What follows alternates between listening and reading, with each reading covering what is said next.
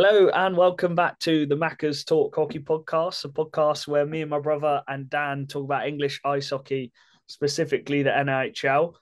Charlie isn't in the talking part of the episode, but we did have a special guest on. We had Renny Marr, the Wildcats goalie, who is having an absolutely ridiculous season so far. And it was a really, really good interview. So after we've gone through the news, we'll cut to that. But yeah, it was a fantastic interview. You went really into details about being a goalie and the mental side of it, and how the Wildcats have done this season and himself personally. So that was a really good interview. But Dad, you've joined us. Charlie's a bit tired tonight. I think he's watching the darts as well. So we're going to talk through all of the news we got, and because there was so many games, we're just going to briefly go through the games, not talking too much about them. But there was a few news points. The GB under 20s, they have I was going to say set sail, but they have flown to Croatia to start tomorrow, I believe. They have a couple practice games. So good luck to all of them. There's a lot of National League boys there. Obviously, Josh and Dylan representing Swindon, and obviously they're going to be quite a big miss, as will a lot of the players who are going I think this weekend and possibly next weekend, Dan. Yeah, I think it's the 2 weekends. Yeah, so good luck to them. Hopefully, they can bring back a goal. Possibly, I know they always struggle to do it every single year. They just can't quite get over the line. But yeah, it'll be a good opportunity for them. I know it's Dylan's first time there. And off the back of that, I don't know if you saw, Dad, but I think I told you actually, Craig Peacock signed for Solway for 4 games. He might be 36 years old, but when he played last season, he put up a lot of points. And I think, yes, they'll be missing a few youth players who's done well for them this season, Solway, but it'd be nice to have Peacock back in the lineup for a few games. I think it will. I think he's probably the kind of player. He did well for him last year. I think he'll probably give them a bit of a boost as well, a bit of an incentive for the team again. So yeah, I think we might see a good return with him covering. Yeah, Yeah, they got Sheffield doubleheader this weekend, so yeah. that'll be an interesting one. Obviously, Sheffield have struggled a bit as of late, and we'll talk about that specifically in a minute. And moving on to that, Leeds are in the final. They won in Sheffield. Oh, we've got the big story. I forgot. We've got a crazy story. My hell of a New Year's Day, probably, or New Year's Eve going into New Year's Day. So we'll talk about it in just a second. But it was probably one of the worst days of my life. I'm not exaggerating. And we also have Ralph Sirsenis is Yep. back in the national again. This time he's signed with the Bees. So he's left the Phantoms. And obviously, Dan, you got that little ban. He obviously messed up, all silly. But if he can come back in and just knuckle down, he is pretty decent at this level. He can score points, can't he? Yeah, 100%. But the thing is, he's got another chance now. I Yeah. don't think he thought he was going to get another chance. He got another chance, obviously, when he left Bristol and joined Peterborough. And I think now he's just really got to knuckle down, like everyone's saying. Obviously, he's got that history now of sort of being that type of player. But underneath all of that, he is a really good point scorer at this level. And he's Yeah. a really clever player as well. So if Tate can really get him to knuckle down and just sort of keep his head down, just put the puck in the back of the net, that's going to be a very valuable body for the Bees. It's just another point scorer for them because I think they've got a lot of depthy players, but Balaz, Gabai, Antonov instead, they just need a little bit of help point scorer wise. So it just adds that bit of depth. But that is all the news, I believe, going into this week. And before we get into Rennie's then, so story time. The semi-final then, second leg, me and Dan we're heading up to Sheffield to watch the second leg, sell out. I left really early because Dan was going to kindly drive 3 hours up to Sheffield. So it was about 50 minutes to Dan's. And I thought, it's early morning. I'm going to get some food in. So I got a quick Mackey's breakfast. I got the breakfast back with the sausage, egg, and bacon. And probably the worst decision I could have made at 7:30 in the morning. Literally just put that straight down me and then drove to Dan's. And then about an hour and a half into the journey, Dan, I was like, you know what, I'm feeling a bit sick here. So stopped at the service station. I couldn't be sick. Then we drove on again. And I was like, Dan, you're going to have to pull up on the side of the motorway here. He pulled up. I just everywhere on the side of the motorway. Even worse, I threw my socks off. It might have gone a bit over them. So we finally got over to Sheffield. And I was saying in the car, I've got out my system. Hopefully that's it now. And yeah, whatever I had in that McDonald's burger, hopefully it's out of the system. Watched the first period, great first period. Then at the end of the first period, I said, Dan, my stomach's feeling weird again. So I went to the toilet, everywhere in the toilet, come back out, stood with Dan again. And then before the second could even face off again, I went back to the toilet and Tyler Nixon was in there because obviously he lives in Sheffield, the Romford player. And I could hear him having a chat with someone. And whilst they were having a chat in the toilet, all they could hear was me just in the toilet again. And then, this is the disgusting part. So I won't go too much. We need to know. But Sheffield then had a toilet inspection in the male toilets. So I had to go out of the male toilets. I've probably just ruined their inspection in the rink. I then went to the baby change. And we don't want to know, Jack. We don't want to know. And then it just went horrible. I was sweating so much, probably the worst I felt. I messaged Dan. I just said, I need to just go in your car. Went in the car, laid in the car. I just couldn't move. And then just before we left, Dan, I puked all in the car park again. So it was just a terrible day. So sorry to the Sheffield car park or the gym car park opposite this arena. There was probably a bit of thrown up. And then threw up one more time on the services on the way back. But kindly, Dan, your parents welcomed me, and my it was definitely food poisoning from McDonald's. So they helped me and had a nice bath, and I slept all the way from 8 p.m. all the way to 8 a.m., 12 hours, completely missed New Year's. Dan, anything to add to on it? You still got to watch the game, to be fair. Yeah, I got to watch the game. I didn't want to ruin it for you, despite me dying. Yeah, no, I watched the game. I was obviously reporting back to you after the game. You also missed the Winter Classic as well. Yeah, that's another thing that you missed. But yeah, I mean, it was just a pretty weird experience, to be honest. I've never been a taxi driver to someone that's like that before. But it's definitely an experience I don't really want again. I don't want it. It's a bit of stress from me and a bit of stress from Jack, but we got there in the end. We got back, and I think once he got into bed, I think it was all right.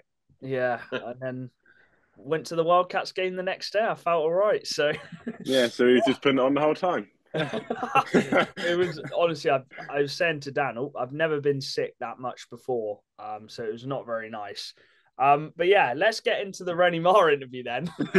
And then after the Renny Marr interview, we'll talk about that Leeds semi-final a bit, all the games to catch up on. As I said, we're just going to quickly go through them. And yeah, we'll wrap up because it is 10:30 currently as we're recording this. So we're going to get this out Friday morning. So yeah, we'll cut to the Renny Marr interview. Please do enjoy that. And thanks, Renny, for hopping on. Hello and welcome back. We got another special guest. Charlie, do you want to introduce him? Yes, we have a very special guest. He is on very hot form this season, is in contention for the best goalie in the league at the moment. He's played 8 seasons for the Swindon Wildcats, and he's getting closer to that testimonial year. And he's a friend of ours on the pod. So welcome onto the podcast, Renny Marr. How are we doing? Yeah, I'm all good, boys. Thanks for having me. Happy to be here. How have you found this season? It's been quite a different one for the team. I think a lot more defensive structure this season in front of you. Yeah, I'd agree. Obviously, it's been... I don't think the first week or two it went pretty well, but I think we took a little bit of a dip. But like you said, the defensive structure has obviously helped us a lot. I think even last year as well, Aaron kind of spoke to me a lot coming into last season that we were going to have a team kind of built with a little bit more defensive structure and obviously different tactics, different systems and stuff like that. But then obviously everyone knows what happened with the rink. Kind of set us back a little bit. Playing so many away games, so much travel, barely training as well. So that kind of set us back a little bit. But I think once we got back into the rink in December, we kind of showed what we should have been. And it's just pretty unfortunate that obviously we couldn't have a full season at home. But I think now we've kind of got the people in place and the structure in place, and we're going well at the minute. So hopefully it continues. I think you've seen the system he's put into place, obviously, the last couple seasons. And then this season, especially December, it's really been like you've seen it at its best at the moment. Yeah, definitely. I think it just takes a bit of time for everyone to gel as well. Like obviously, we've got Jake and Ryan coming in who are new. Obviously, different country. Haven't well, obviously Jake played in Manchester, but coming to our league, obviously it's a little bit different. I think there's a bit more pressure on him that way. Ryan, obviously, he's came in probably a little bit different from what he's had to do before, and then obviously Ed as well. I think the teams he's been on in the past have kind of relied a little bit more on him offensively, being a D-man, whereas he can just kind of come in, chip away offensively, and then he's got a little bit more support to help him out defensively. So, and I know the lines the last couple of weeks, with Ed being injured a few weeks ago, they've kind of changed around a little bit, but I think anyone in our D core can play with each other and they do a job. So it's obviously I talk a lot about the defense because I notice that a little bit more, and I can see that that's changed a lot in the last year or two. Yeah. Like we obviously move the puck a lot better. That helps the forwards get the puck. That keeps the puck in their end and out of our end. So I'm not complaining too much. And the boys love blocking shots as well. Obviously, like Cluz's been around for long enough. Wellsy's come in. Wellsy blocks shots. Like a lot of the boys are blocking shots right now. So and I'm getting to see the puck as well. We've got some big bodies at the back who can take sticks. They can move guys away from the net, and it helps me out. It lets me see the puck a lot better. And the more chance I get at seeing it, the better chance I'm going to have of stopping it. So luckily that's been the case for the last couple of months. So yeah, I'm happy with how it's going. To answer your question, go on, Chaz. So let's take it back to the Scottish days, which may feel like quite a long time ago for you. Yeah, I think it's looking at 10 years since you last played out there. What was it like kind of growing up in Fife? You obviously played Flyers, Kestrels, and the Falcons as well. What was it like growing up there and being a goalie in Scotland? Well, that was good. Like I think everyone always talks about Swindon having like a really good junior development, but I feel in Scotland, Fife was probably the best, or one of the best, anyways. There's so many guys that are still playing nowadays, whether that's NIHL, Elite League, SNL, even Canada, America. Kids are going over there to play. But yeah, the junior development was second to none. Like there's so many people that volunteer, take time out of their day to do the learn to play like we do here in Swindon now. So growing up, like from learn to play under 8s, I think maybe my first year under 10s I was a player. But obviously having an older brother as well, that's kind of what got me into playing hockey. So obviously Jordan being a goalie, I kind of looked up to him in that way. I didn't start off as a player because my mum and dad thought, learn to skate first, make sure you know what you're doing. That's kind of the base, right? As long as you can skate, you can kind of play hockey, I guess. So learn to play, I would start off as a player. I think it was a D-man when I first started off. I might have been three or 4 years old, maybe. So I was playing roller hockey, playing ice hockey at the same time, and I think one day I just ended up jumping in front of shots, face first, like a football goalie, like what Plusy does now. And I think the learn to play or under 8s maybe needed a goalie. Like the goalie didn't turn up, so the coaches went into one of the back changing rooms, got some old kit, and chucked it on me, and haven't looked back since. So that's kind of what got me into being a goalie. But like obviously the rest of the time growing up playing junior development and Fife, it was good. Like we won a lot. We're probably the best team, if not a top 2 team every year, just because we had such a good junior development. We had such good coaching. Yeah. we're always challenging for the league, for cups, all that sort of thing. And it went up to about 15, 16 years old, and kind of when you get to that age, you're kind of looking at the next step. What's coming next? Is it you want to continue to play, or are you gonna kind of settle down and maybe not play as much and not take it as serious as it can get? But I think I got to that age of being about 14, 15. I was,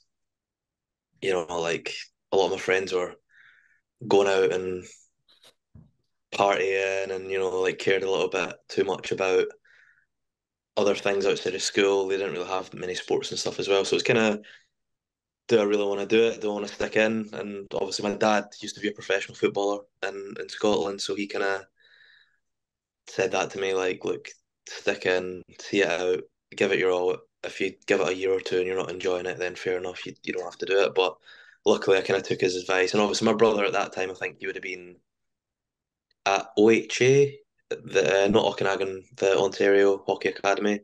He would have been there, or maybe just finished there, maybe getting ready to go to uni. But at that point, obviously, I had my brother to lean on, and he just kind of said, stick in. But yeah, stuck in at it, under 16s, under 18s, or it might have been under 20s at the time. We done quite well, and then at that point, I kind of got the chance to train up with the SNL, with the Kestrels, as a 15-year-old. So you're kind of taking that next step and training with men, taking obviously harder shots, better players. So got to that stage, and then I think I was lucky enough that one or two of the goalies actually retired from the SNL, so I got a bit more of a chance to train and play. And then after a year, I think it might have been the year me and Bluesy both turned 16. I think we both fit right into the team right away at the SNL. As soon as I think Bluesy played on his, or the week of his 16th birthday, and I done the same. So we both fit in pretty well. And I think Bluesy was one of the best or top point scoring D-men in the league. Or for the Really? for the second half of the season in the SNL, and then He's I ended doing up points. exactly no when Plusy was he wasn't just the stay at home shot blocking D man. He's going coast to coast in the under 20s, You and nearly scored one yesterday. yeah, he had a few good chances. To be fair, that's probably one of the best games I've seen Plusy have Yeah. in the last couple of years, and then for me as well, I think we won the playoff and we won the league or something maybe that year. And I was playing a lot and I was enjoying it. So it's especially when you're enjoying it that you feel like you're playing a little bit better as well. But then I got the chance to train up with the Flyers, and I'm 16, 17 years old, so I was busy to say the least. I think it was training maybe 6 times a week, playing 2, if not 3 games, if there was multiple games in a day when I was like 16, 17. So I was never off the ice. So like I can't complain at how much ice time was given to like kids that were kind of under 20s, SNL, training up with the Flyers, stuff like that. So yeah, very fortunate that I had good coaches, had good people giving you advice, had good people to lean on, and obviously people that were willing to give you that chance and let you play and let you train. You got that chance, obviously, to then go to the GB under 18s. And Yeah. is that where you bumped into a few players then who'd come through, obviously, the English setups and players you play with now, Glennie, Luke, Yeah. as well, loads of names, Nags, Antonov, all who play in the national now. Was that kind of Yeah. the first kind of conversations you had with them? Yeah, I'd say so. I mean, growing up and playing, especially Conferences. when you're younger, you play conference and stuff Yeah, like yeah. that. You're aware of like some of the guys. I remember even when I played roller hockey, we'd always go to the national tournament, and I think it was in Bisley or like Rotherham or something like that. And the team that I was playing for would always play against Vanny's team, Really? and the final. So I didn't speak to Vanya a lot and stuff like that, but like growing up, you recognize names, and then you bump into them further in your career, and you're like, Yeah. I recognize that name from somewhere. Like I grew up playing against him, and obviously more so with like the GB connection and stuff. Like you're playing with guys that you would normally play against. So like Glennie and Luke, and obviously when I came to Swindon, Luke was here. We're really good friends even before I signed. So like you said, you bump into people and you cross paths with people in your career, and it's crazy to think like some of the guys that we've played with GB under-18s, under-20s, even Scotland teams and stuff like that. They're still playing now, and it's kind of good to have that. It's like it's quite a small world, and I mean it's nuts to think that a lot of the guys are still playing, and even me and Plusy now. I think if you look on Elite Prospects, it says like how many years you've played with a certain person, and I think me and Plusy are on like year 15 or something. That's crazy. Go on, Chad. Pretty mental. And then you obviously you had the GB under-20s as well, but you also were back up for the Coventry Blaze. I remember we went to a game maybe 5 years ago, and there was still a jersey dotted around. But what was it like being back up for an elite league team and training full time? And I think Coventry were pretty good then as well, weren't they? I know they're playing well this year, but I think good as well. I think the year before they won the playoffs, I want to say, or maybe the year before, 2 years before I joined. Yeah. But when I went, I think obviously I wasn't too aware of Coventry before. I didn't really pay too much attention to them until I kind of came around to signing with them. But I think back in the day they were a bigger team. Maybe not the biggest budget team, but obviously like you look at some of the legends they had, like Ross Cowley, Ash Tate. They obviously had some big players and won some trophies and stuff like that. But the year I was there, it was a bit of a struggle. I think we had it was a bit of a revolving door, I want to say, for imports and players coming and going. And like every team experiences that. Like some teams obviously don't get the best starts. Some guys get injured. Guys aren't putting up the numbers that they're expected to. But we somehow found a way. I think we finished 8th in that year. I think Sheffield won not the playoffs. They won one of the cups and the league. Yeah. So we went to playoffs against them in the first round, 1v8, and we upset them. So we snuck into Nottingham for the playoffs. And then we ended up beating Cardiff as well. I think we're second in the league, or maybe third that year. Beat them. I want to say it was like 3-1 or 3-2 or something, and then we lost to Nottingham in the final. But just like my first year pro, even being there, like so many learning curves, so many like teaching moments, and just learning from professionals. And like the goalie, the starting goalie, the import goalie was Brian Stewart. Yeah. Who was such a good guy, like had all the time in the world for me. He was such a nice person. He's probably one of the best goalies I've ever seen in person. Like so athletic, like just unbelievable. So I think even just I wasn't 6'4" and could do the splits and stuff like that, but you just had to kind of take little bits from his game and try and put them into yours. But that first year was a really good experience, and obviously getting to experience Nottingham, like that's a peak of UK ice hockey. In my first year, like getting to the final, unfortunately losing. I think we lost 2-0 or 1-0 or something. It was a really close game, but just getting to experience that, and obviously being around a bunch of professionals and stuff like that, just kind of learning how to do things the right way and how to look after yourself, and just growing up and maturing as well, because I left home at 17 to do that as well, right? So it's kind of tough. Like I'd obviously grown up in Fife my whole life, lived with mum and dad, and then I think I was 17, 2 months away from being 18 or something like that, moved down to Coventry on my own to live with two like imports. So it was a bit of a grown man. a weird challenge, but I mean, if you don't dive in, you won't learn from it. So definitely matured quite quick after that, and I loved it. Like it was, I didn't love the hockey as much because obviously I wasn't playing. Yeah, you were training all week, and I understand that. Like whenever I'd speak to my dad and kind of phone him and be like, "Yeah, I'm not really having the best time. I wasn't enjoying it." He kind of said that to me. He was like, "Look, this is like your way of doing an apprenticeship almost. Like you put the work in, you get more out of it in the long run." So obviously you're training every week with guys that played in the AHL all over Europe, stuff like that, learning from guys, taking shots from lots of guys, getting good coaching. So it was more of like put the work in, see what you can get out of it. And then obviously I got in the GB under-20s team after that. Played as a team, we didn't play too great. I think we got relegated that year. But I feel like I played pretty well. kept some games, and then I think after that as well, that kind of gave me the chance to play a few games, especially towards the end of the year. I think we were out of playoffs quite early that year in Coventry.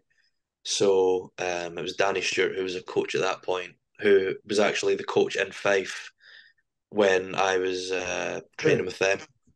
So it was a full circle. Got a lot of respect for Danny. Obviously, he spoke to me and said, "Look, we're not really in it as much as we like to be. We're going to give you some time," and I appreciate that. Obviously, it's not ideal getting chucked in some games, and I know being a backup, it can be tough when you get kind of chucked in when you're getting trounced 5-0, 6-0, and then all the pressure's on you to make the next stop. But that's just part of the game. You got to do it sometimes. I know I've had to do it in the past, and I know, like in the past when I've been starting, Tyler's had to do it for me.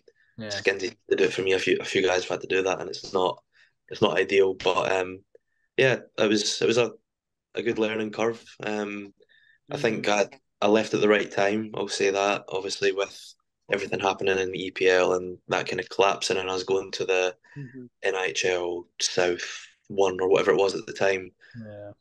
Obviously, quite a way off the old EPL. I just felt like it was the right time to kind of take a step down and actually start playing some games and enjoying hockey a bit more. Because that last year in particular, it was pretty tough. Every Monday morning, it was kind of like the weekend had been and gone, and then you weren't really looking forward to the next one because you knew it was just going to be training in the gym Tuesday, Wednesday, Thursday, Friday, traveling up and down the country Saturday, Sunday. It was like Groundhog Day, honestly. Every week it was tough. And then like being young as well, being away from family, friends, stuff like that. It was tough. It was obviously kind of had to have some determination to get through it, but got there in the end, and I'm glad I'd done it. Like it was good to kind of experience that when I was young, get through it, and obviously I'm still away from home and stuff like that now, but it's a little bit easier knowing that I'm playing a lot better. I'm in a competitive team. We're looking to win trophies. We're looking to, upset some of the bigger teams now. So yeah, I'm happy. This is probably the best decision I made was kind of reaching out, because at that time I don't really think anyone knew what was going on with goalies, import goalies, stuff like that in this NIHL One, South One, whatever it was at the time. And I think a lot of teams were looking at British goalies and stuff like that. And I obviously never knew what was going on with Stevie Lyle at the time, if he was coming back, if he was staying. Season, but I think my goalie coach at the time in Coventry and for the GB20s was Nathan Craze, who used to play for Cardiff and Belfast. And I think he knew Aaron from GB and playing against him and stuff like that back in the day. So he actually reached out to Aaron for me because I had spoke to a few teams at that time, and Swindon was never really on the cards. Really? No, I reached out to a few teams in the league and just to kind of see what their thoughts were on bringing me in and giving me the chance to play. But luckily, Aaron took the chance. Obviously, he went with two younger guys, I guess, with me and Matt Smittle at the time. So it was me and Smith's my first year, but I think at that point it was just kind of Smith's had played in the EPL a few times when I think it might have been Skinsy at the time was in Bracknell, and Smith had to go in and play, and Smith went in and played pretty well. So I think he thought the best thing to do was get two young guys in and we can kind of push each other. And we both played that year. Smith's played some games. I think I played a few more games, but it was good. We pushed each other a lot, and I think that definitely helped both of us. But yeah, like I said, it was probably the best decision I made was coming to Swindon, and obviously I've loved it. I'm still here now, so I can't say enough about it.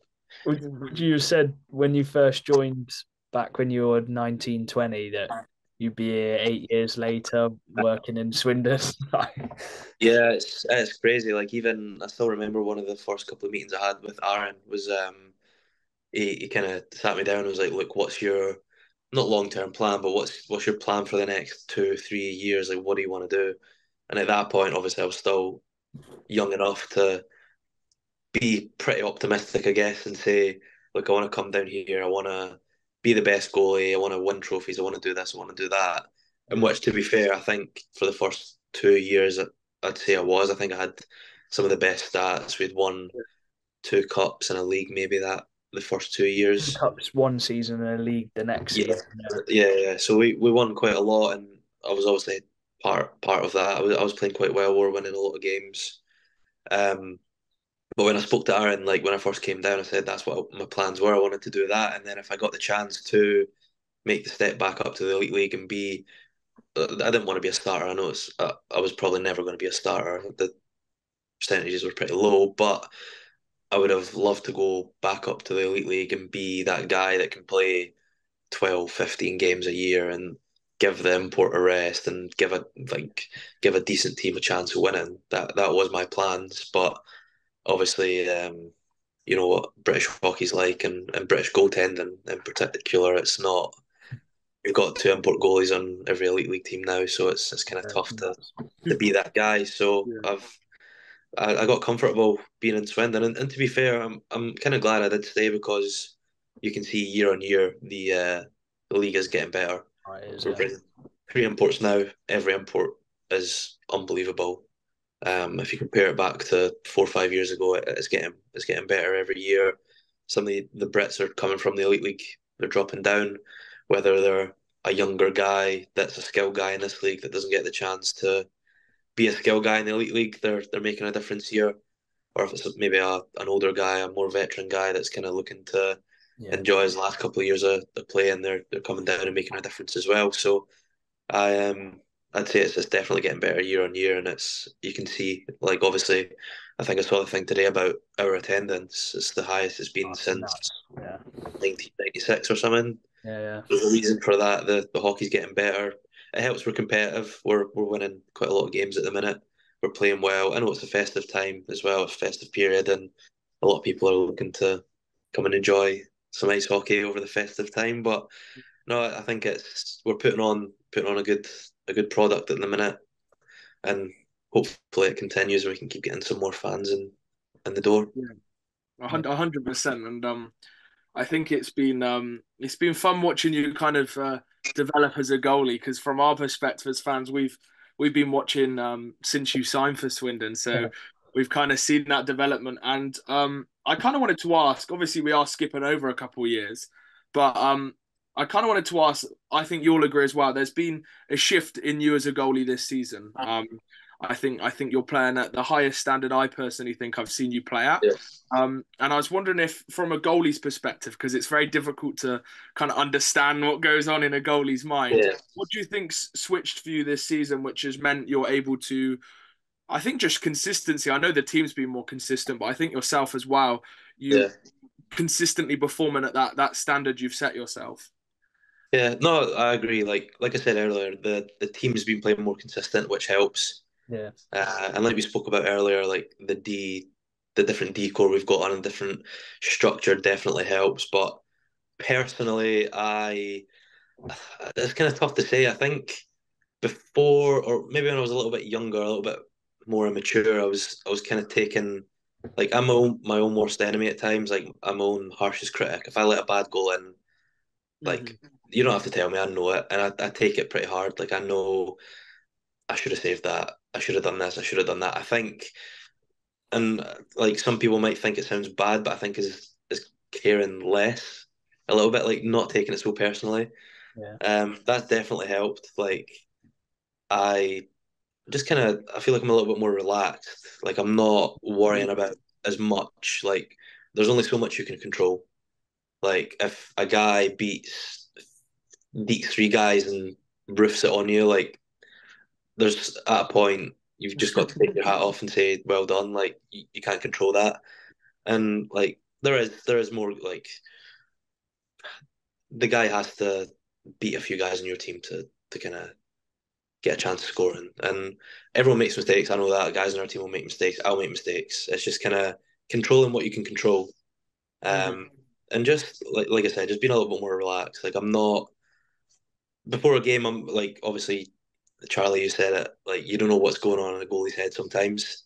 Goalies are eccentric, they're weird. I get that. Everyone's kind of that's kind of the norm. Like, a goal, no one goes on knows what is going on in a goalie's head. But I think it's more just not being so set in your ways of being like superstitious and stuff as well. Like I've never really had that. Like I'm quite easygoing. When I get to the rink, I'll have a laugh, chat with the boys, go about your routine as normal. But then when it comes to being on the ice, you're locked in and you're ready to go. But like you said, I couldn't tell you what has changed, but I think it is just kind of maturing a little bit, Yeah. and it comes with experience as well. I don't know what the typical prime of your career is that you get into as a hockey goalie.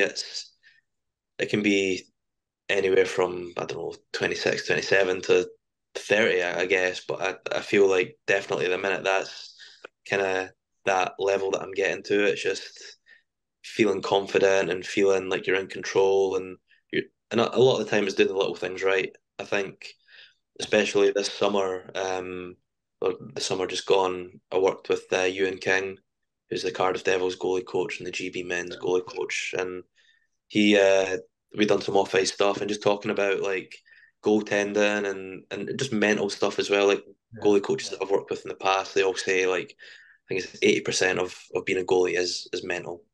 Um, Obviously, you have to be talented and you have to be athletic and all that stuff, but a lot of the little things and the things that make a difference are what goes on in your head.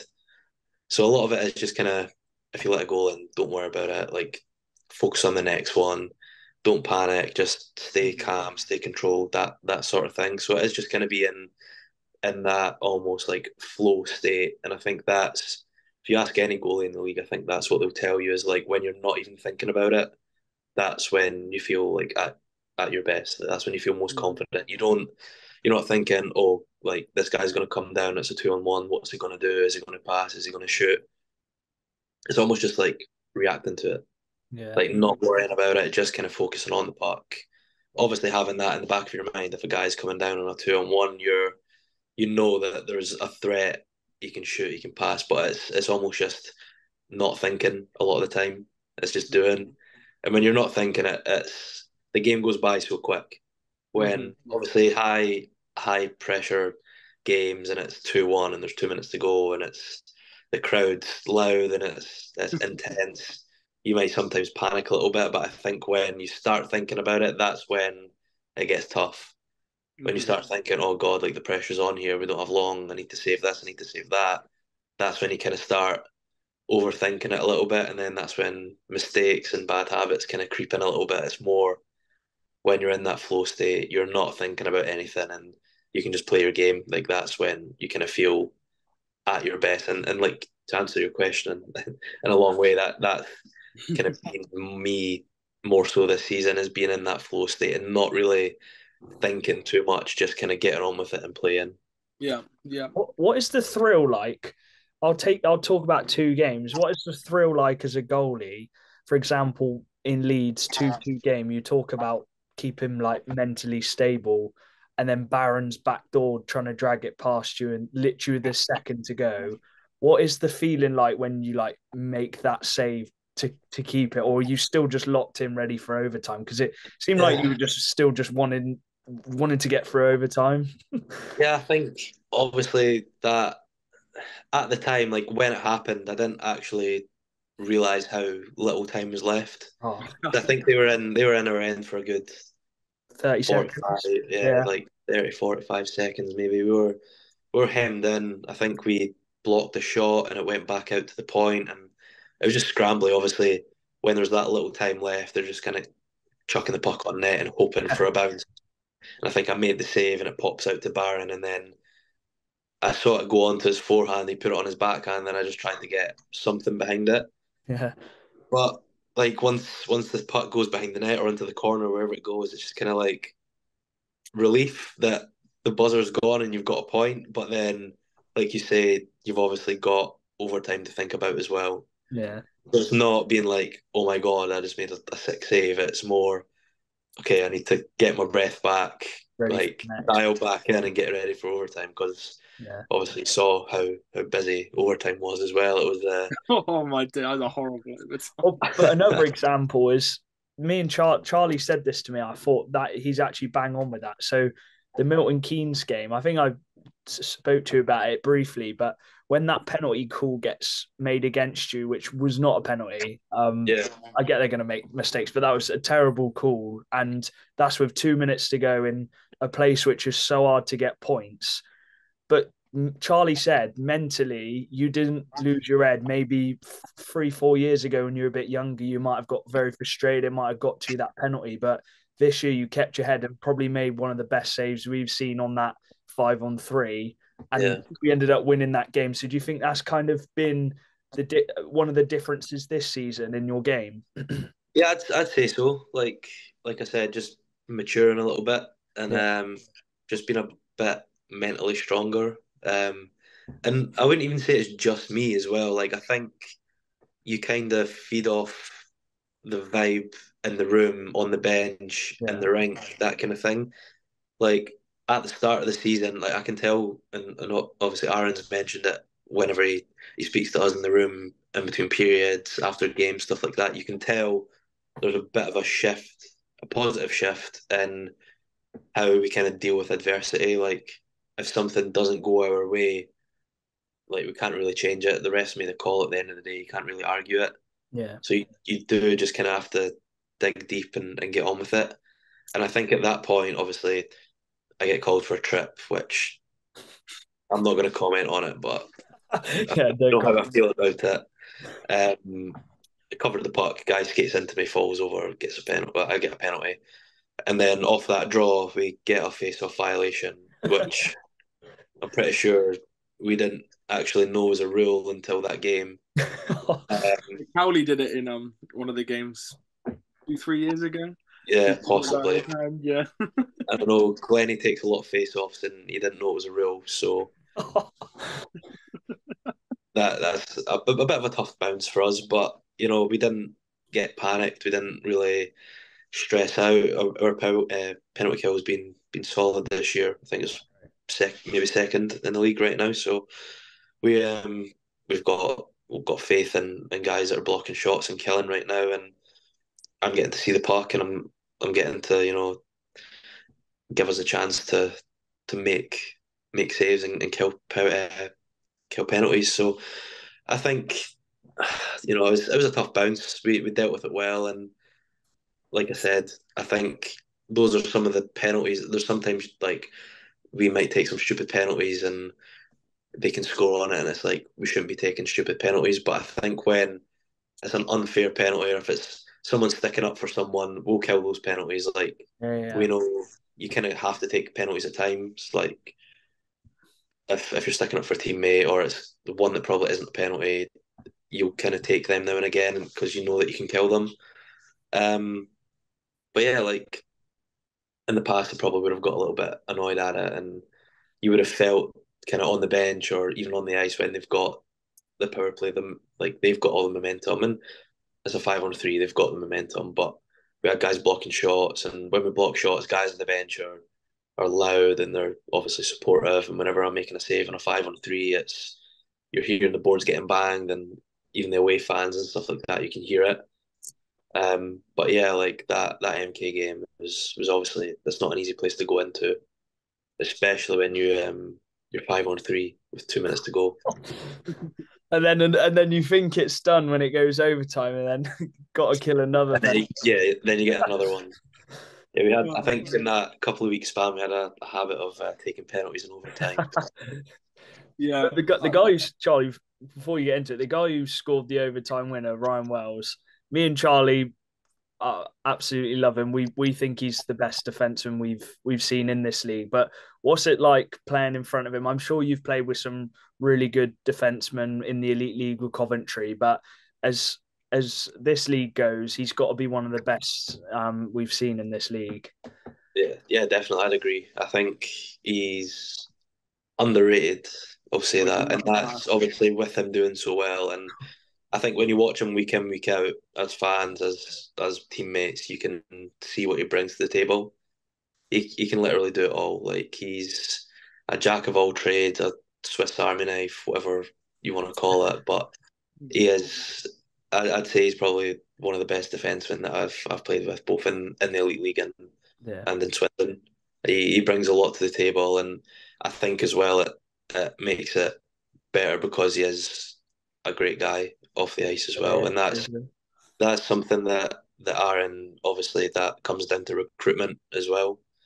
Like Aaron, he never sends a bad person. He'll always say that in the room. Like we've had chances to sign guys in the past, whether that's imports, Brits, whatever it is, and he's refused just because of a few problems off ice, or maybe not, they wouldn't fit into our culture and what we've got. So you've got to commend Aaron for that. He always manages to go out and find the right people, and he will always say that, like he'd rather have a better person than a better hockey player. Like he'll take the better person 9 times out of 10 over the better hockey player.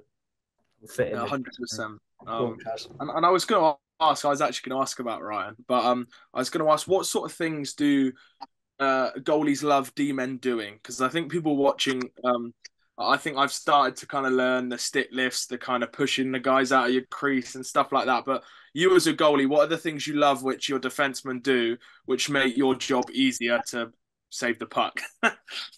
Well, you kind of said it there, just whatever they can do to keep the puck in the net, whether that's blocking shots. But I think at the same time, you've got to have that good balance of blocking shots and letting me see the puck at the same time. It's just it's knowing when to block a shot and when to get out of the way, kind of thing.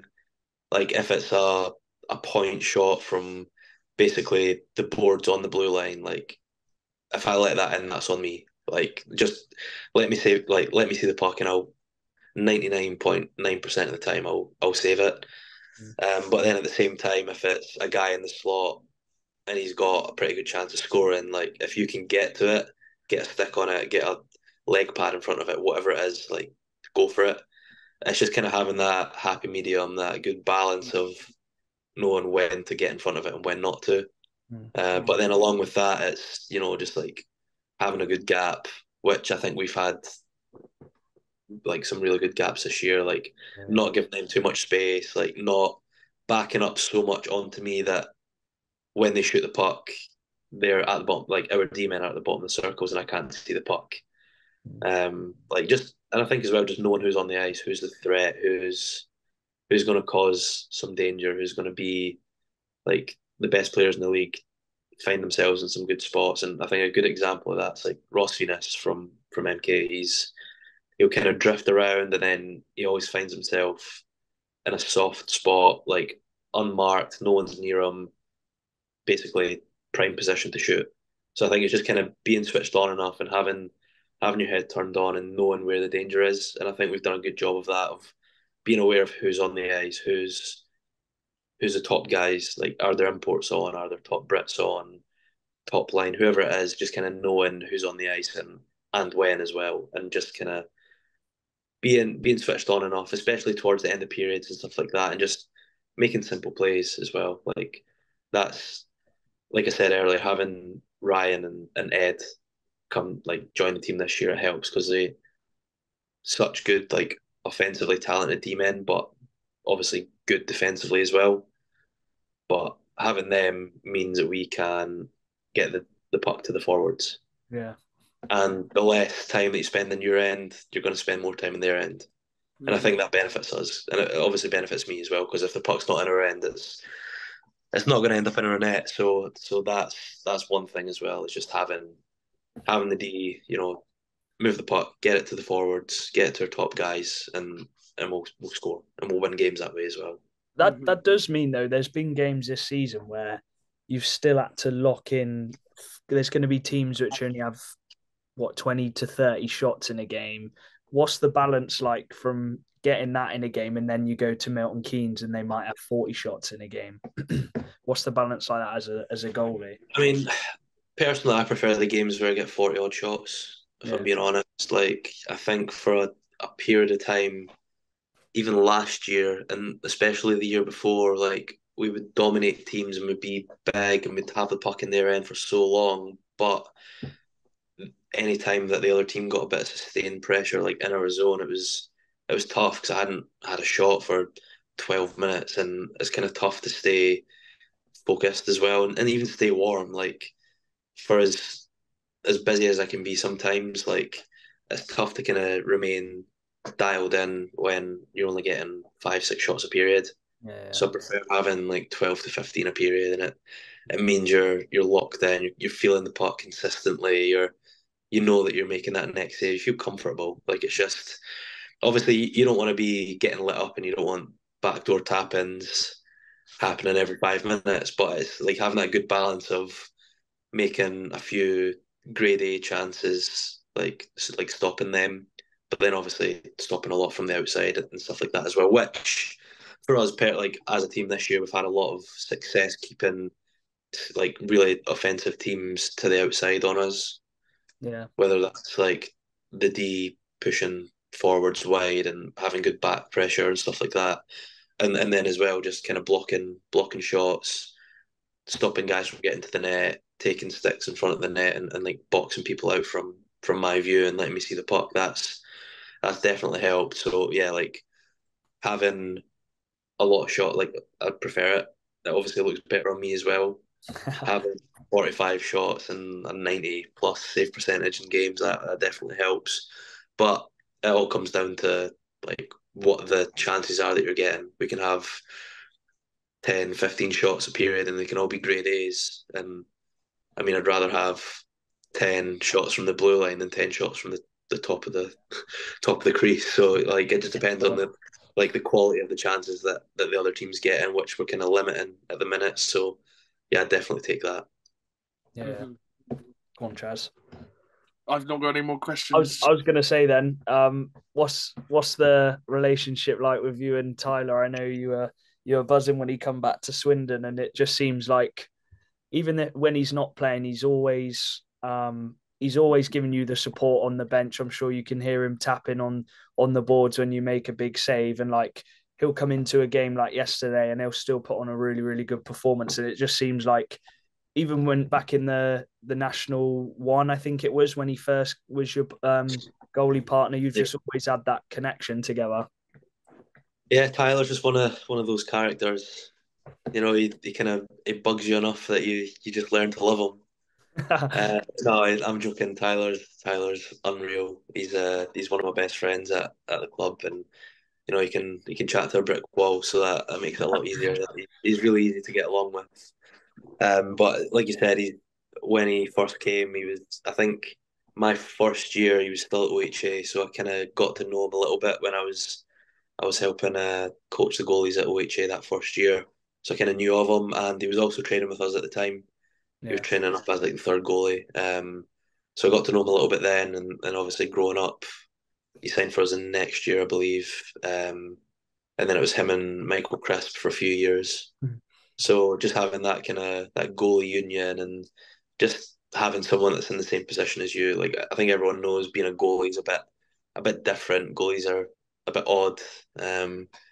So it's good to kind of know that you're not alone in that position, and it's always good to kind of bounce ideas off of each other and chat to Tyler about it as well. And I know Tyler's very into hockey. Obviously, his dad Mark's a goalie coach as well, who comes on with us quite a lot during the season. So it's always good to kind of have another goalie who likes to talk about goalie things, mm-hmm. Whether it's pads, whether it's different stuff going on in the NHL, whether it's goalie drills and just trying new things. It's always good to have that. But like you said, just that support system. It's always good to have. Like I know that if I'm playing, Tyler's going to be there to back me up and give me support, and then vice versa as well. Whenever, like last night when Tyler played us, obviously that's the first start he's had this year, so I couldn't be happier for him. Obviously he was close, really close.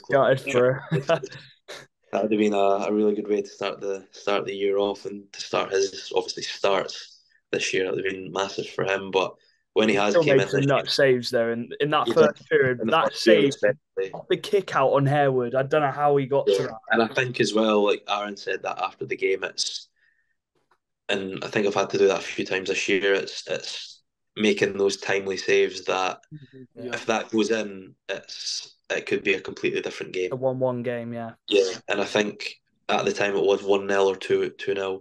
Yeah. If that goes in, they get a bit more momentum. They stay in the game for longer. Whereas I think he made that one, and then he made a save in the slot, a glove From save, Morris. a really good save. And I think after that I'm not saying you knew that like there and then the game was done, but I think it kind of put it to bed a little bit, and you could see their players' heads drop a little bit, and they're like, okay, we're in one tonight. Like Yeah. Tyler's playing well, he's on it. And then obviously that gives us, I say us, the rest of the players a little bit more confidence that Tyler's feeling it tonight, and we can rely on him playing well, and it gives the team a confidence boost. And then obviously we go on to play how we played, and kind of put the game to bed after that. Well, he's got a higher save percentage than you at the moment, so Tyler did. yeah, but he's on like a 9-2 or 9-3, so Jeez. he's not doing too bad. He's doing well. That's good. Love to see that. Charlie, you always end with this question. Honestly, Renny, it's been a pleasure having you on. Go on, Chaz. Yeah, it's been good having you on. We know you as a friend as well. I always yabber in his ear at end of season parties. So but what's the message to the highest attendance ever Swindon fans?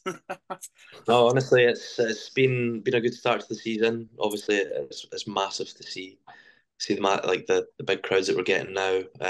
Hopefully that continues, and we're looking forward to continuing the rest of 2025 how we started it with more big wins and hopefully a lot more success for the rest of the season. Yeah, we're still in that hunt, and we've been on a good run, so hopefully that can go on to the end of the season.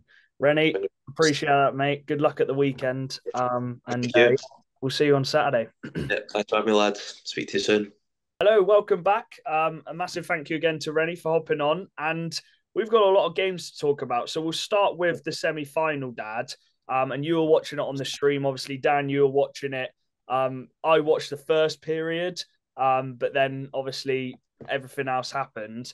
And it all looked like the perfect start for the Steel Dogs, didn't it, Dad? They got that early goal. They then got that second goal, and it kind of was in their control, really, that first period. And up until that 15 minutes, I thought they played it perfectly to start the game. Yeah, I don't think they allowed Leeds to settle, really. No. I just didn't feel Leeds were getting into any rhythm or consistency. And yeah, they went 2-0 up, which was a regular occurrence for them over the last week.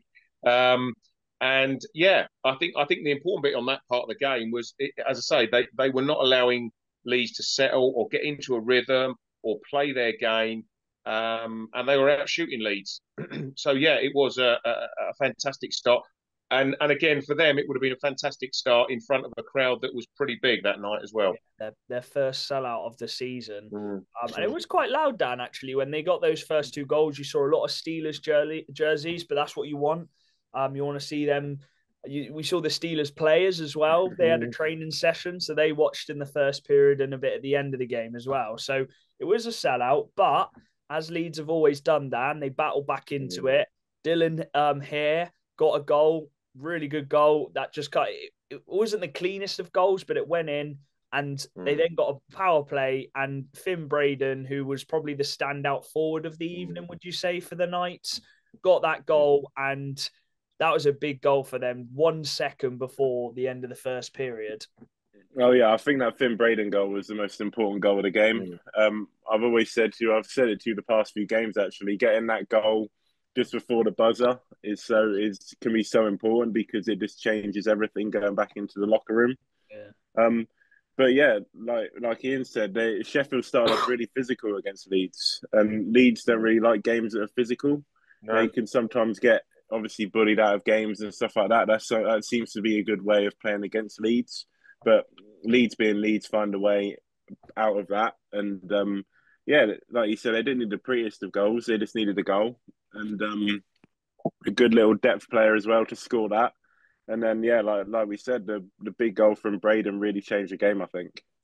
Well, the second period, I think the Steel Dogs outshot the Leeds Knights, but Leeds are the best defensive team in the league. They've got the best defensive record. I probably would say Swindon are on par, quite level with them, but they've got Sam Gospel in goal. And I'm not going to just completely say this is the truth because some of the game sheet shots are a bit off, but they doubled the shots which Leeds had. But the goals which Leeds scored, Dad, were clinical. Ollie Endicott with an absolute snipe. We spoke to him when he was in Swindon the day after, and what a goal that was. And then Kieran Brown as well, the captain, just getting that insurance goal, 2 goals ahead. Both of them just straight back off the face-off and bang, straight in the back of the net, wasn't it? It was so quick. It was so quick. I mean, Ollie enjoyed that goal. He celebrated well to put them 3-2 up. And I don't blame him. It was a class goal. And I think, again, they just dominated. I mean, during the whole game, Sheffield were dominating most of the face-offs, but there were some key face-offs. And the 2 goals that they scored from face-offs, obviously, Leeds took advantage of those. And they were quick goals. Yeah. Those 2 bits of magic, one from Endicott and one from Brown, just changed that game completely. And I say, I think they got a lot of shots in Sheffield, but again, I think Leeds did well. Gospel was seeing the puck, and they were shooting from the outside. There was not too many in the slot. So Leeds, again, their defensive record is second to none. And it's about where the shots come in that make the difference, and a lot of them were from the outside. Yeah, it's interesting because Leeds normally do dominate games, and if they're going to win, they'll win quite heavy. And they did win 5-2. Obviously, the empty net goal, really good stick from Barron again, just showing his 2-way. And Hayward getting the empty net. But it wasn't your regular Leeds win. It was more of just a grind away from home. Cup semi-final, just get it done and you're in the final. No, yeah, it's a typical cup game. Like you said, a road game as well. It's always going to be a hard place to go. That ring's hard anyway, especially when you've got obviously a sellout crowd as well behind you. But I mean, Leeds travelled as well in good voice. So it's just really good atmosphere. And I mean, yeah, Leeds just did what Leeds do best, and they just get it done. I mean, I think if Braden doesn't score that goal and Sheffield go into the second period leading, I think that could be a different game, because that third period was all Sheffield, I'd say. Yeah. But I mean, when you've got Gospel like that, you're going to struggle to get past him. And Sheffield threw everything at Gospel in that third period. They were getting the chances. You had Bjorky Nordstrom skating through the middle. You had also another thing. Me and Charlie were talking about it after the game. Tremblay, I don't think he lost the face-off the whole game. I think he was 100% on the draw. So if you're going to win your offensive zone face-offs, that's obviously going to be instant pressure. And when you're already throwing everything at Gospel as well, getting those face-offs is going to be so big for them. Yeah, I think that was the highlight of Sheffield's dominance from Phillips and Tremblay. And I think it was actually the third line out for Sheffield when Leeds scored their 2 goals off the draw. But yeah, it's disappointing for Sheffield being 2-0 up. They almost went 2-0 up a bit too early against Leeds. Whereas last game, they actually came back from 2 goals down to tie it up. So a bit disappointing for Sheffield, but hopefully a lot of them fans will stay and watch some more Sheffield Steel Dogs games this season. But yeah, again, just a comfortable win. And I think me and you, Dan, predicted Leeds. So perhaps Charlie's prediction superstitions are left in last season now, Dan. Yeah, that's why he's not turned up tonight. He didn't want to. He didn't want to face the embarrassment of it. So you've also got to give credit to Leeds. You know, they've said in pre-cup interviews, you know, it's been a bit of a difficult one, the cup for them. So, you know, to then go 2-0 down in the second leg, having drawn at home, and you remember that first leg, you know, Sheffield scored in the last 6 seconds or whatever it is, you know, so suddenly momentum, and, you know, potentially, you know, some of the Leeds players could have been thinking, here we go again, but actually they stuck to it and, you know, let 2 goals in, and that was it. No more for the rest of the game. So, fair play. Yeah, I think Leeds want this cup. I think Leeds really want to win this cup. They're just finding any way of just getting it. It'd be interesting. I think that you'd assume they'd probably pick the second leg in the final at home because they do have the picks. That would make sense. Obviously, they had the first leg at home this time. But yeah, big win for Leeds. Congratulations to them. And Leeds Romford in the final. Romford, I don't think have ever beaten Leeds. So that if they could do it, that is some way to finally beat them, isn't it, in the final? And it's what those one-off games, Dan, like we said. So we'll definitely be doing some big previews ready for those 2 games. I'm not sure when the dates are; they'll be confirmed. On to the only game of, well, not Boxing Day, post Boxing Day. So the Boxing Day of Boxing Day, and that was our game up in Bristol, and it was a perfect game for Renny Marr, who we've just had on. 5-0 shutout. Big shout out to Renny. I thought he was really, really good. 38 saves shutout as well. And it was just, again, a typical Wildcats performance this season, but we just got it over the line. And in the end, in that third period, we managed to get those goals past Napier. Bricknell got a couple. He's really hit some form. I'm sure we're going to be talking about him a bit in these Wildcats games. But the only actually clean goal, Dan, which got past Napier, was that Lipsy one. That was the only one really which got past Napier. And when Napier's on it, if he can see it, he will save every single shot, won't he? Oh yeah, 100%. I think they said he had 69 on him. I don't think he did have 69 shots. That seems quite a lot, but it was definitely 50 plus, I think. Oh yeah, definitely a lot of shots. But Swindon always seem to just find a way past Napier. We've always said Napier can save shots that he sees, and we always know what his weakness is. You know, his weakness is getting across the goal. You know, his weakness, that's pretty much the only weakness he's probably got. I mean, if you're taking shots at him, he's going to save them any day of the week. But if you start moving him around, and this is what Swindon do best as well, they set up in the zone, quick passing around, especially on the power play, and just opening up those players like Billing, Jones, are always in the slot waiting. Yeah. But yeah, it was just another good performance from Swindon, who just again found another way past Napier. But you've got to look at the defence on some of those plays as well, because you got to think the cross crease goals, the D men have got to be covering those passes. Napier can't save everything. They didn't have Butler that game, but again, that's his fault for getting banned, really. Yeah, and I mean, Napier can't save everything. Napier will be a bit annoyed that his D aren't really covering those passes across, because he is doing everything he can to keep this team in games, but you've got to sometimes look at the players, like we saw in the Barry McKenzie interview as well. Yeah, and then we'll just brush over it. Swindon got that 4-point weekend, 8-3 win over Telford. Telford did go 2-0 up in the game, 2 actually pretty nice goals, and they started off the game really well, actually. But as we have done, we just woke up a bit, and that second period was just domination. 5 goals, 2 power play goals, a short-handed goal from Billing. What a goal that was. It probably shouldn't have snuck in, but it did, and just pure hard work from him. Reed Sayers, I thought, was brilliant. He started to get quite a few goals as well. So yeah, a dominant win for the Wildcats there, 8-3. And then the doubleheader, we'll go through them in double headers because there was quite a lot of them. And the Bees versus the Raiders. Now on the Saturday, in the end, the Raiders got the job done, 6-3. They got the job done in that third period, 3 third period goals. After it was 3-3 going into the third period. And then the Sunday, Dan, was similar, wasn't it? We were commentating on that game. So firstly, just massive thank you to Romford for letting us come on to commentary. I know Matt was not there for that game, who normally does the commentary. So they kindly, big up Josh, he kindly got it all set up for me and Dan. And without blowing our own tyres or pumping our tyres, I thought we actually did a pretty good job. Now, don't get me wrong, me and you have been doing the podcast for a while, so we kind of bounce off each other. But for a first stab at it, Dan, I thought you did pretty good. Well, what can I say? It's my second job. I've been doing it for years. I didn't tell anyone though. But yeah, it was just a really good experience, actually. Obviously, I didn't really think I was going to be doing it, but no, we only knew a couple of days. Well, on the day, I told you. Really, I had thought we could be doing it, but on the day, really, I told you.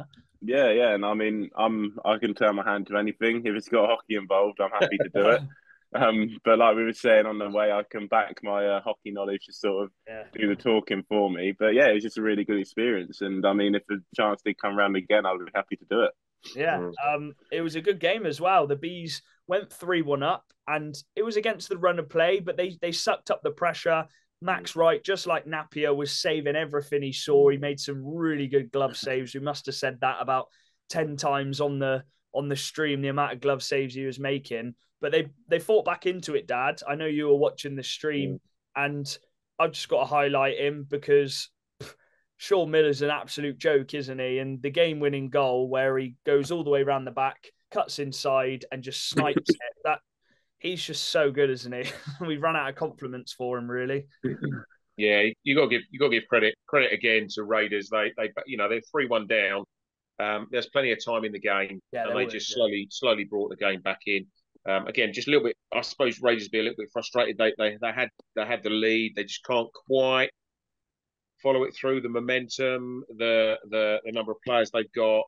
It was just a challenge for them, and you could just see Raiders slowly wearing them down. And you knew that. I mean, Sylvester again was spot on in that game as well, and TJ.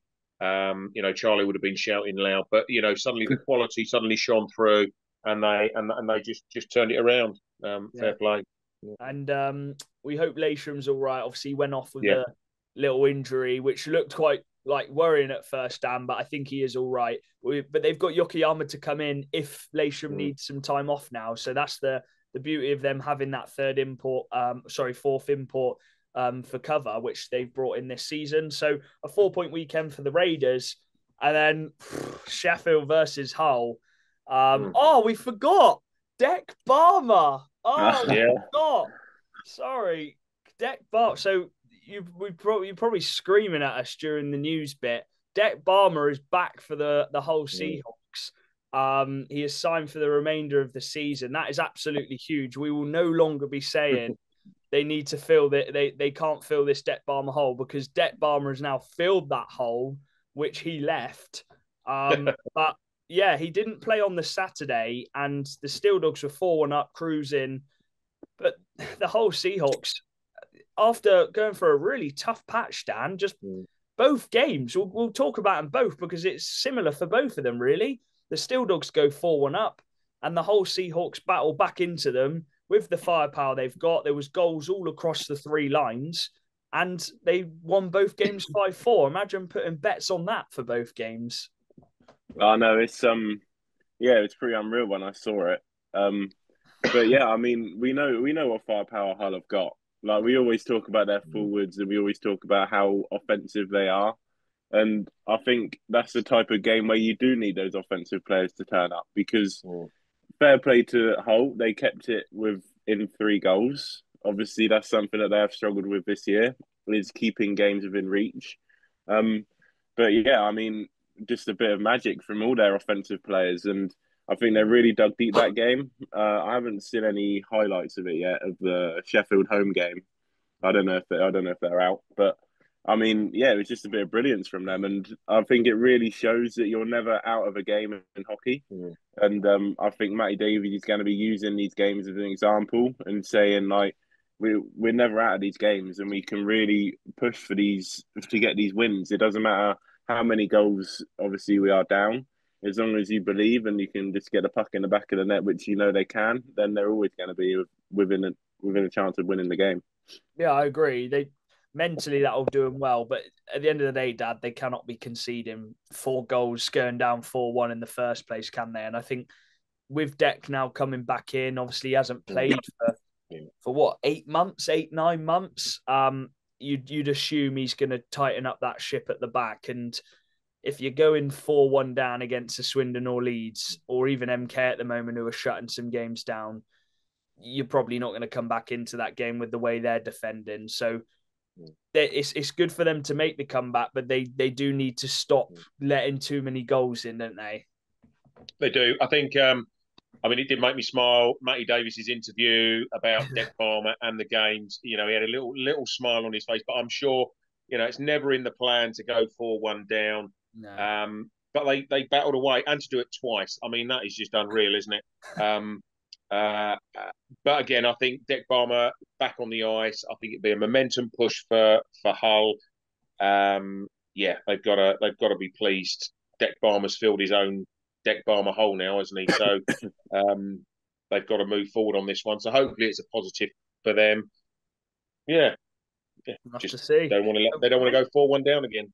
No, looking at it now, they've got what? Deck Barmer, Phillips. This takes the pressure off Phillips now as well. Yeah. I think him being an older player having to play too many minutes. This now takes the pressure off him. Same with Hayward. You've then got Stubley, McGill. So got a lot of options now. Dan, we were saying they've got what, 8 or 9 D men signed up now. But now he can just pick his 6 D men and he can play those lines consistently. As for Sheffield, you've just got to forget about the last few games. Throwing away 3 leads in 3 games. It just can't happen. And they've got a big weekend this weekend against Solway. And a lot of, Leeds this weekend. They got 4 points against Solway, which we'll talk about in a second. So Sheffield will be looking to do that. But mentally, they've just got to get it out their heads now, Dan. If they do get a lead, and I know some of them will be thinking, oh, no, we've given this away in the past. You've just got to block it out now. It's a new game. So, for the Steel Dogs, you just got to move on. The Leeds Knights, probably the best few games they could have. I think you could also tell they were quite tired going into that Sheffield game, actually, being the away team. But they got 2 big wins against Solway, and I think they're so good at home. They won that game 5-1. The one for Solway to win would have been that Saturday game, but Leeds, as they always do, Dan, just got the job done up in Dumfries, and Kieran Brown getting back-to-back hat-tricks is probably the news story out of that one. Yeah, I mean, Leeds fans will be happy that he's starting to get on the goal sheet again. Yeah. Obviously, he had quite a rough start. He was injured and sort of in and out of the lineup, and sort of couldn't find his rhythm. But he's starting to get consistent points now. And I mean, going into this back end of obviously the other half of the season, and you're getting Brown scoring points like that. I mean, it's not a bad issue to have. But yeah, they're just going to be looking now at just getting consistent rolling of the line, start getting a few, obviously getting some confidence up. I mean, they probably went into that Sheffield game with the best weekend they possibly could have had, getting 2 dominant performances against Solway. I mean, it puts them in good spirits. On the other hand, you've obviously got Sheffield, who've obviously had a quite a difficult weekend going into that cup game as well. So you had sort of 2 different weekends going into that cup tie, and I think mindset is a big thing, and I think Leeds are just going to keep rolling now. Yeah, they've won. I think that it might be 8 or 10 on the bounce now, which is just bonkers. Or 9 of the last 10, and the one which wasn't a win was a draw against Sheffield 2-2. So they're rolling right now. And another team who is rolling, and it's got to be said, is Milton Keynes. And a tough weekend against Peterborough, but they've come out with 4 points. On the Saturday at home, they just got the job done again. Obviously, they lost to Peterborough in overtime at their place. They weren't going to lose again, Dad, were they? And they got the job done. McEwen, by the way, slowly going about his business, Dan. We've noticed this. He's just picking up a lot of important goals, isn't he? And he scored 2 snipes this weekend. So they won on the Saturday 5-2. But the one we'll talk about is the Sunday, Dad. And they were 3-1 down to Peterborough. And you know what Peterborough are like when they're in their own barn. They'll play a horrible game against you if they've got a lead. But MK battled back into it. As we just said, McEwen got a big goal. And then Norris got that equalising goal. And then Martin's sisters, it always happens, doesn't it? The former players of teams just play their best when they're playing against their old team. And sisters scored the opening goal of the game, and then he got 2 shootout goals as well. So, yeah, just a massive win for MK, wasn't it? Yeah, I think I sort of liken that a little bit too. I think I saw was it Bristol away at Bristol? They managed to get a win, last win at Bristol, and they're just grinding the odd victory away from home that maybe last season they wouldn't have had. So, you know, vital 2 points that they've got there. And when you just think they're down, especially at Peterborough, you know, it's a fortress when they're ahead. And to come back and win it, you've got to give credit where credit's due. Yeah, they since they've been out the cup, and Swindon, we had that game against them. They've been on point. They still got a point. They still got a point in that overtime game against Swindon. They should have won absolutely. it, but they still got a point. But again, they've been again. Momentum is with them. They're just quietly going about their business, just grinding out a victory again. With the new additions to their team, who seem to be settling in quite well now, and drawing the points. So yeah, can't argue. Yeah. They've now won 4 out of 4 penalty shootouts as well. And I was saying that to Charlie. I think it is a lottery still, but they obviously have those skilled players who can score those penalty shots.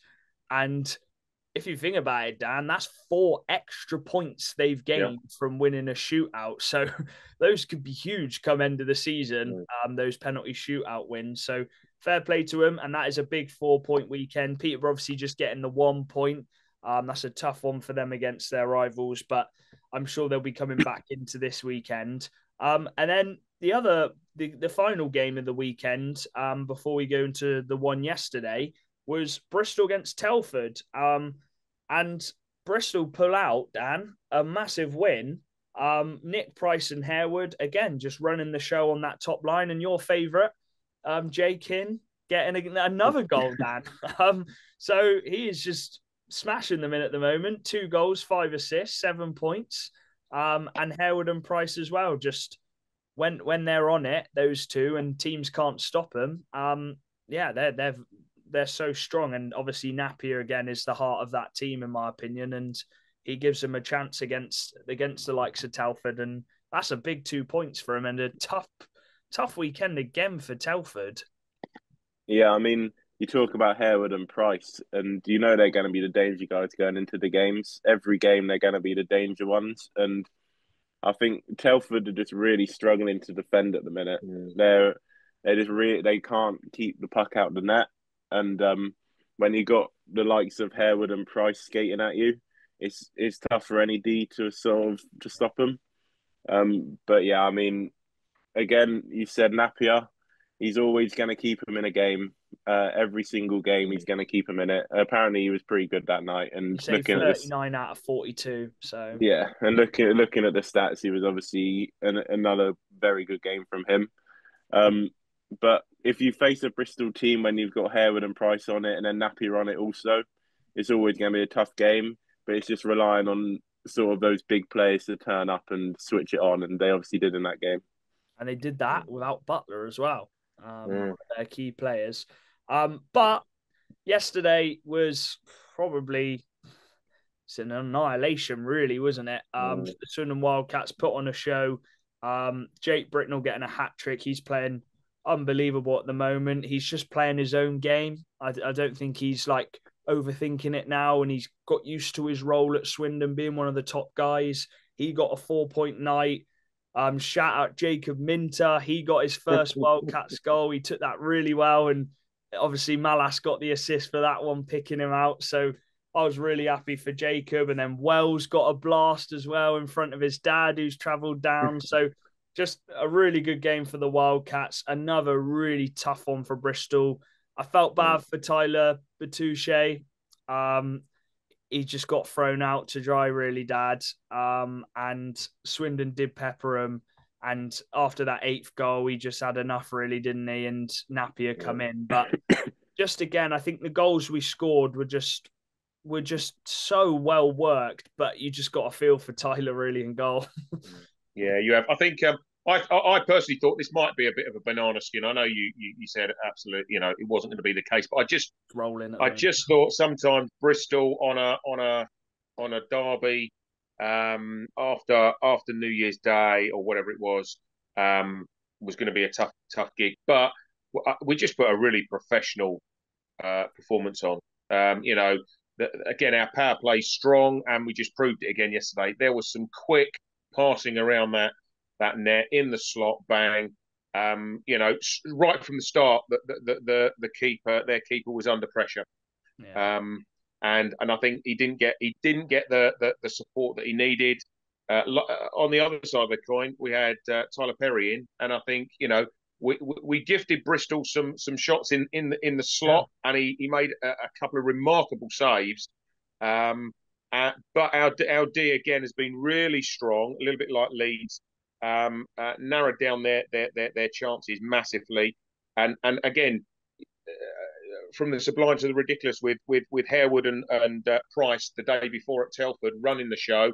Today, yesterday they couldn't get much in. No. The D were awesome in just snuffing out opportunities. That was it. Was it the third period where we scored within 13, 14 seconds. Yeah. Or was it? It was seconds. just, it was just so quick. And at cross ice, a real professional Opened them up. And yeah, absolutely. Shout out to Tyler Perry. I thought in that first period, it was 1-0, and then they got that really big opportunity. Harewood thought he'd scored it. He thought, oh, it's an empty goal. So did I. And Perry just got across, stuck his leg out, and made one of the best saves I've seen. And considering he hasn't played too much, it was a really good save, a good performance. I was gutted when he didn't get his shut out, but he still had a good performance. And yeah, just professional, as you said. And I'm going to say this right now. I said it to Dad. I said it to Dan. I think Charlie agrees with me right now. I think Ryan Wells is the best player in this league. He's shut down Nick Price and Harewood now, Dan. That's another two top players he's just shut down. And I know it's a joint effort from the team. I think Godfrey's played well, Plu's obviously Beveridge, but Ryan Wells is just not single-handedly, but he has just changed the way we play. And I know Britnell has scored all the goals and he's playing really well, but Ryan Wells is the orchestrator for me. And yeah, I'm going to put it out there. I think he's the best player in this league. So that's my little opinion. But yeah, those are all the games around. Can I just add something as well? Yeah, please? go on. Obviously, I said at the game, people have their opinions, which I get. But I mean, if people say fighting should be out of ice hockey, watch the Tyler Blues fight and then listen to the crowd after it. I mean, it was a sellout crowd. Do you think you've had your biggest attendance since, what was it, 1966? 1996. Oh, 96. not the World Cup. Yeah, it's late, all right? It's late. Anyway, like, the game, obviously, you felt it sort of liven up a little bit. Tyler Blues comes in and has that fight. That's the loudest I think I've ever heard the Link since I've probably started watching ice hockey. I mean, you get the fans involved. It pumps the players up. I think fighting is such a big part of ice hockey, and I think that fight there, you don't see it a lot, especially not in Swindon. But I think fighting is such a big thing in ice hockey. To me, I don't think it should ever be out of ice hockey, and I think it should be a thing that should stay. Yeah, and the game was getting a bit chippy as well. There was a few little hits going in, and they weren't being called. And then Plews and Lewis, and fair play to Lewis, he got banged. He got smacked. Plews smashed him up. But he still dropped the gloves. And I respect any player who drops the gloves because it takes some balls to fight. And as you said, Plews give it the good old that, and then he give it the good old just washing his hands off. But yeah, I agree. I think that is a reason why it should be in the game. It's entertaining, the respect after it, and it just settled all of that little bit of chippiness, Dad, which the game could have gone out of control. Bristol was 7-0 down, and it just stopped that then after that. And I think we can talk about referee decisions, till the cows come home. But I think they let it run. They stepped in when they needed to, and at the end of the game, what did the players do? It would have been really difficult for Bristol, but they're all out there. They're all shaking hands, all having a chat as they go past each other. So it was controlled, and it didn't just build momentum for Swindon. It will motivate Bristol as well. And I think, it did the job. Yeah, absolutely. And also, when I was walking out as well, just another thing, I heard a family next to me. They were talking. I think it must have been their first game, and they were talking to their kid. And they're like, "Oh, what did you think of your first game and stuff like that?" And it was like, "Oh yeah, it was really good, really good." And we saw a fight. It was like, you don't care about the goals. It's that fight, and that's the thing that's going to get fans back in the arena. Like, you see a fight on the ice, you think this is the coolest sport ever. Like, you don't ever see a sport that's got fighting with ice hockey and a bit of rugby and a bit of everything in it. And it just, I think for me, that's just a massive thing for getting those fans back in the door. And it wouldn't surprise me if they came again next week. Yeah, and it is the big respect part of it, and it didn't get out of hand, and it didn't go silly after that. And it was before the 5 minutes before the end of the game as well, so no one got a ban. But that's all the games. We appreciate everyone hopping on. Sorry, it's been quite a weird schedule over Christmas, which means we've had a weird schedule on the podcast, but it should be back to normal next week with the Saturday, Sunday schedule. So, yes, it's a late one, but we appreciate everyone hopping on. Please do follow our socials. I think I might be doing co-coms tomorrow at Romford, Milton Keynes, or today if you're listening to it. And then also at Swindon, Romford as well. When we go down to Romford, I think I'm doing co-commentary for that. So that should be exciting. But yeah, enjoy the weekend. Plenty more hockey to come. And we hope you've had a good Christmas and a happy New Year. We'll see you in the next one. Peace.